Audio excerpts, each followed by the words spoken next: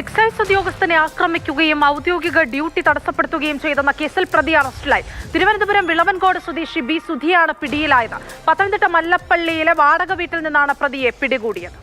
Mallappally excise ഓഫീസിലെ civil excise officer കൊല്ലം സ്വദേശി മുഹമ്മദ് കാഹിൽ ആക്രമിക്കപ്പെട്ട സംഭവത്തിലാണ് സുധി പിടിയിലായത്. ജൂൺ 25 രാത്രി 7:30 സംഭവം. എക്സൈസ് പെട്രോളിംഗ് സംഘം എത്തുമ്പോൾ ഇവിടെ വാഴവിത്ത് വിൽക്കുന്ന കടയുടെ മുന്നിൽ പരസ്യമായി മദ്യപിക്കുകയായിരുന്നു സുധി. ഇത് വിലക്കി ചോദ്യം ചെയ്തപ്പോൾ മുഹമ്മദ് കാഹിലിനെ അസഭ്യം വിളിച്ചുകൊണ്ട് ഇയാൾ ആക്രമിക്കാൻ മുതിർന്നു. ഔദ്യോഗിക കൃത്യനിർവഹണം തടസ്സപ്പെടുത്തി. വാക്കത്തിയെടുത്ത് വീശി ഭീകരാന്തരീക്ഷം സൃഷ്ടിക്കുകയും ചെയ്തു. എക്സൈസ് ഉദ്യോഗസ്ഥർ അറിയിച്ചതനുസരിച്ച് കീഴ്വായ്പൂർ പോലീസ് സ്ഥലത്തെത്തി സുധിയെ പിടികൂടുകയായിരുന്നു.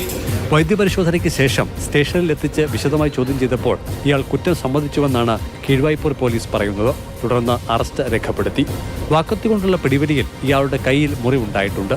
സംഭവ സ്ഥലത്തു നിന്നും വാക്കത്തി, മദ്യമടങ്ങിയ കുപ്പി, ഗ്ലാസുകൾ എന്നിവ പോലീസ് കണ്ടെടുത്തിരുന്നു.